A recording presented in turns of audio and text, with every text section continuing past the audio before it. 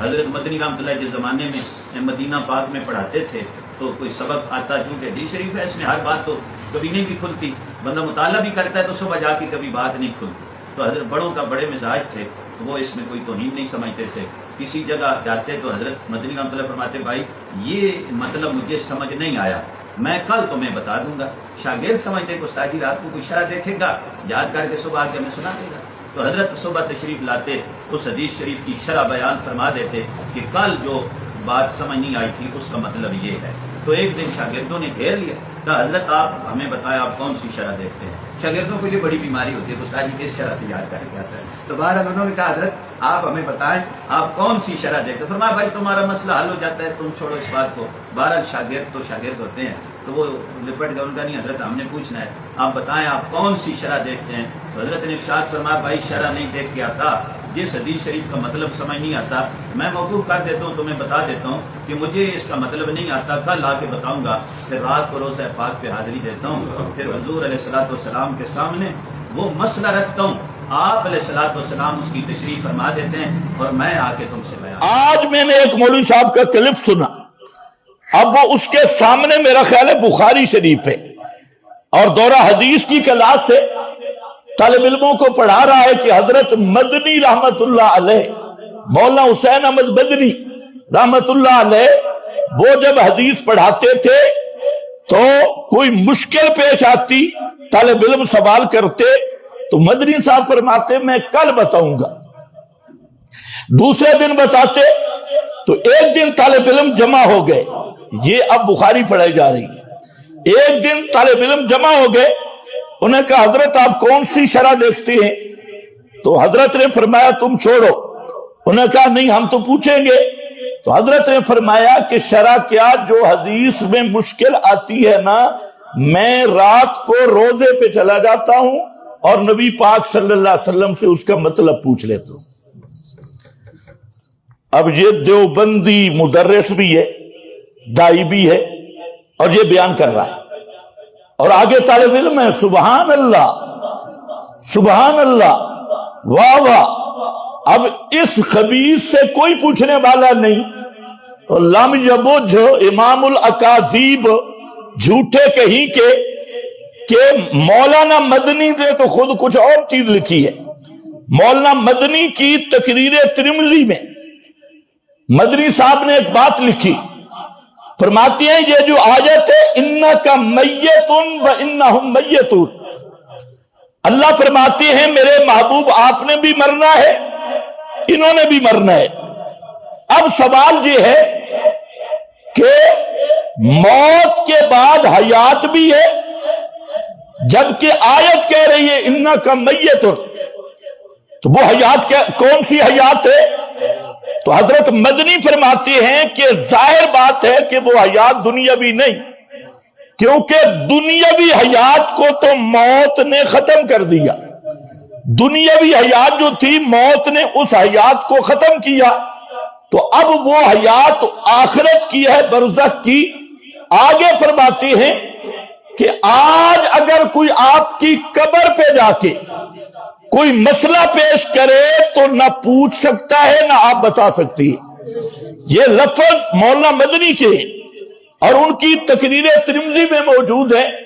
فرماتے ہیں آج اگر کوئی مسئلہ پیش آ جائے تو نہ پیغمبر کریم کی قبر پہ لے جایا جا سکتا ہے نہ آپ بتا سکتے ہیں، کیونکہ انکا میت نصری ہے کہ پیغمبر پہ بھی موت آئی اور موت آنے سے دنیاوی حیات ختم ہو گئی، اور جب دنیاوی حیات ختم ہو گئی تو اب کون سی حیات ہے؟ وہ برزخ کی حیات ہے، وہ جنت والی حیات ہے.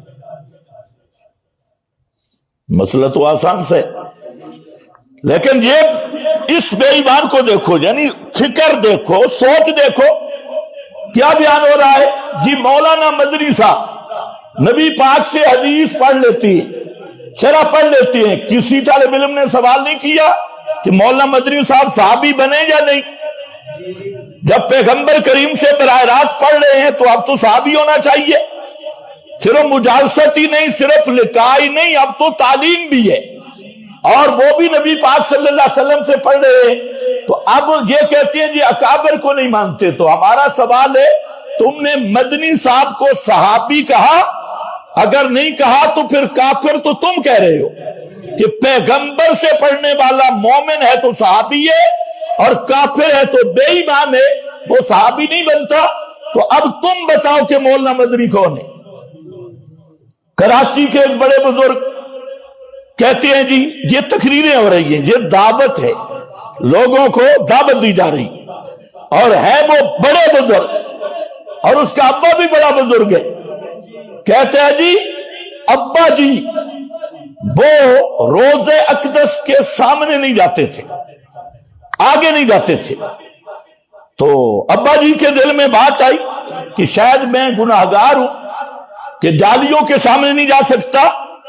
بس ابا جی نے یہ سوچا ہی تھا کہ ادھر سے آواز آ گئی. میرے والد ماجد قدس اللہ تعالیٰ سرہ, اللہ تعالیٰ ان کے درجات بلند فرمائے, ایک مرتبہ فرمانے لگے کہ میں جب روضہ اقدس پر حاضر ہوتا ہوں تو لوگ تو بالکل معاہدہ شریف کی جو جالیاں ہیں, جالیوں کے قریب تک پہنچ جاتے ہیں اور جا کر وہاں سلام عرض کرتے ہیں. مجھے آگے بڑھنے کی ہمت نہیں ہوتی. تو ہمیشہ میں نے دیکھا والد ماجد کو کہ وہ روضہ شریف کے سامنے جو ایک ستون ہے اس ستون کے ساتھ کھڑے ہوتے تھے, آگے اور لوگ ہوتے تھے پیچھے کھڑے ہوتے تھے. تو فرمانے لگے کہ ایک دن کہ مجھے اپنے دل میں خیال آیا کہ دیکھو یہ لوگ کتنے خوش نصیب ہیں کہ ان کو بالکل حضور اقدس صلی اللہ علیہ وسلم کی جالیوں کے پاس تک جانے کی جرت ہو جاتی ہے اور وہاں جا کر سلام عرض کرتے ہیں. میرے قدم آگے نہیں بڑھتے, میرے قدم آگے نہیں بڑھتے, جالیوں کی طرف آگے نہیں بڑھتے. تو میں سوچتا تھا کہ یہ ایک میری شاید سنگ دلی کی علامت ہے, قساوت قلب ہے کہ میں آگے بڑھنے کی ہمت نہیں پاتا. یہ خیال آ رہا تھا سلام عرض کرتے ہوئے. تو ہم سے فرمایا کہ اسی وقت ایسا محسوس ہوا کہ جیسے کوئی آواز, کوئی کہنے والا کہہ رہا ہے, آواز آئی, کہنے والا کہہ رہا ہے کہ جو شخص ہماری سنتوں پر عمل کرتا ہے وہ ہمارے قریب ہے, چاہے جسمانی طور پر دور ہو, اور جو ہماری سنتوں پر عمل نہیں کرتا وہ ہم سے دور ہے, چاہے وہ ہماری جالیوں سے چمٹا ہوا ہو. یہ جملہ حضرت والد صاحب نے فرمایا کہ میں نے ایسی آواز محسوس کی کہ یہ کہا جا رہا ہے, نہیں بلکہ اس میں یہ تھا کہ کہہ دو, یعنی لوگوں سے کہہ دو کہ جو ہماری سنتوں پر عمل کرتا ہے وہ ہمارے قریب ہے چاہے دور ہو, اور جو ہماری سنتوں پر عمل نہیں کرتا وہ ہم سے دور ہے چاہے ہماری جالیوں سے چمٹا ہوا ہو. تو فرماتے تھے کہ چونکہ حکم دیا گیا تھا کہ یہ کہہ دو, لوگوں سے کہہ دو, تو حضرت والد ماجد قدس اللہ تعالیٰ سرہ جلسوں میں, تقریروں میں یہ بات پہنچایا کرتے تھے, کیونکہ حکم دیا گیا تھا کہ کہو, کہہ دو لوگوں سے, لیکن اپنا نام نہیں لیتے تھے, بلکہ یہ فرماتے تھے کہ ایک زائر کو جو رسول کریم سرورت عالم صلی اللہ علیہ وسلم کے روضہ اقدس پر حاضر ہوا تھا اس کو یہ آواز آئی, ایک زائر کو یہ آواز آئی. تو چونکہ کہہ دو کا حکم دیا گیا تھا اس واسطے بیان کرتے تھے, لیکن اپنی طرف نسبت نہیں کرتے تھے. ہمیں ذاتی طور پر بتایا کہ یہ خود ان کے ساتھ یہ واقعہ پیش آیا. آواز یہ آئی کہ شفیع جو ہماری سنتوں کے قریب ہے, متبع سنت ہے, وہ دور رہ کے بھی ہمارے قریب ہے, اور جو سنتوں سے دور ہے وہ قریب رہ کے بھی ہم سے دور ہے. یہ اب بیان ہو رہا ہے اور ہزاروں علماء کے بزرگ بیان کر رہے ہیں, اور چپ چاپ جھوٹ بول کے سارے کہہ رہے ہیں سبحان اللہ. کسی نے نہیں پوچھا ابا جی صحابی بنے یا دوسری لائن میں تھے. یہ جو ابا جی کو تسلیاں بھی ہو رہی ہے, کسی نے نہیں پوچھا. پھر سوال یہ ہے کہ یہ تو آج کل اتنی عام وبا ہے. وہ موٹا مولوی لاہور والا, اس کا آپ نے سنا ہے, کہتے میں روزے پہ گیا اور وہاں پر میں نے کہا یا رسول اللہ اے جہاں بے وفائیاں چنگیاں نہیں ہوں دیا. खुदा पाक की कसम कसम उठा के वजीरों अमीरों कह रहा हूं, मैं आखिरी से 1-2 दिन पहले हुजूर सल्लल्लाहु अलैहि वसल्लम के रोजानों पर सलामी के लिए गया, व्हील चेयर कोई जल्दी से मेरी आगे को ले गया, अल्लाह अकबर, मुझे मौलाना पता ही ना लगा कि मैंने सलाम किया कि नहीं किया। मैंने यूं करके पीछे मुड़ के देखा, मेरी जुबान से जो लफ्ज निकला मैं आपको सुना रहा हूं। मैंने कहा या रसूलल्लाह इन्नी बेवफाइयां चंगियां नहीं होंदियां, अल्लाह अकबर। मैंने कहा कमली वाले फेरा ही मरवा दिया, सलाम कबूल नहीं किया। यकीन जानो बावजू बैठा हूं, अपनी बात का जामिन हूं। इसने यूं करके मेरी व्हील चेयर पे खींची और आप सल्लल्लाहु अलैहि वसल्लम के मवाजा शरीफ के साफ हुज़ूरात के सामने कर दी। मैं तकरीबन 6 से 7 मिनट कमली वाले से राजो न्याज की बातें करता रहा, मैं दुखड़े सुनाता रहा, वहां से सलाम के जवाब लेता रहा। ऐसी बेवफाइयां अच्छी नहीं होती। रसूलुल्लाह को बेवफा कह रहा है ये लाहौरी संडा, और फिर कहते मेरी व्हील चेयर पीछे कर दी गई और मैंने खूब फिर आपसे गपशप लगाई। अब इससे कोई पूछे क्यों खिंजीरा तू गपशप भी लगाता रहा, अब तो तू सहाबी होना चाहिए। अगर सहाबी नहीं तो फिर मूदी और तेरे अंदर क्या फर्क है? यानी ये देवबंदी फिका रहा है, देवबंदी। और उठा, उसने कहा फलाना बुजुर्ग जो था ना फलाना, उसने अल्लामा जलालुद्दीन सुयूती ने 72 मरतबा नबी पाक सल्लल्लाहु अलैहि वसल्लम से बेदारी में मुलाकात की। 75 बार आपने जागते में रसूल पाक सल्लल्लाहु अलैहि वसल्लम की ज़ियारत की। आप फजर की नमाज अदा करने के बाद तन्हाई से उस वक्त तक बाहर नहीं आते थे जब तक जागती आंखों से दीदार मुस्तफा ना हो।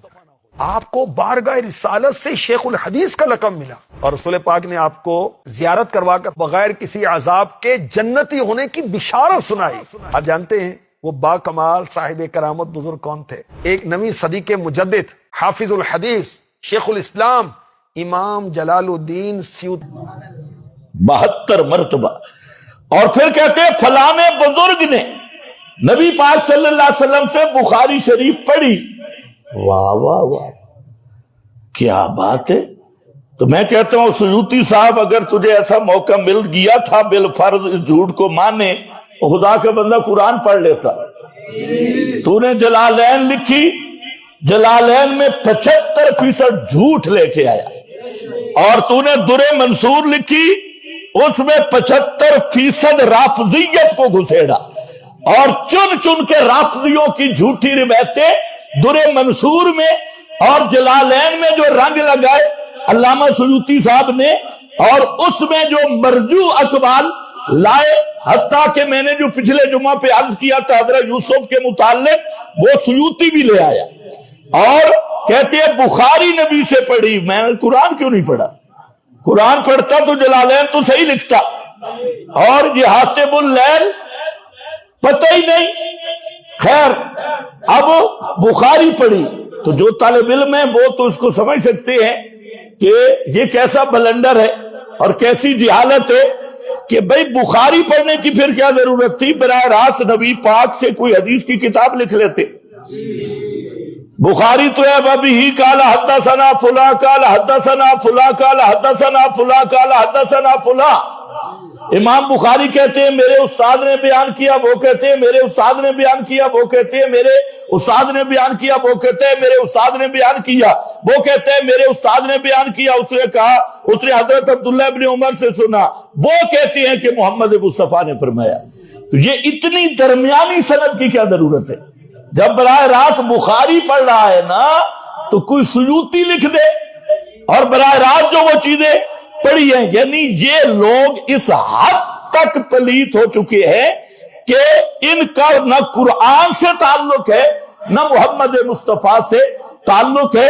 कोई पूछने वाला नहीं कि असहाबे पैगंबर के सैकड़ों इख्तिलाफ हुए मसाइल में, किसी सहाबी ने पैगंबर से क्यों नहीं पूछा? भाई हजरत उमर तो रो रहे, हजरत उमर तो रो रहे हैं, खरज रसूलुल्लाह सल्लल्लाहु अलैहि वसल्लम मिनद दुनिया वलम युबय्यिन लना अबवाब रिबा।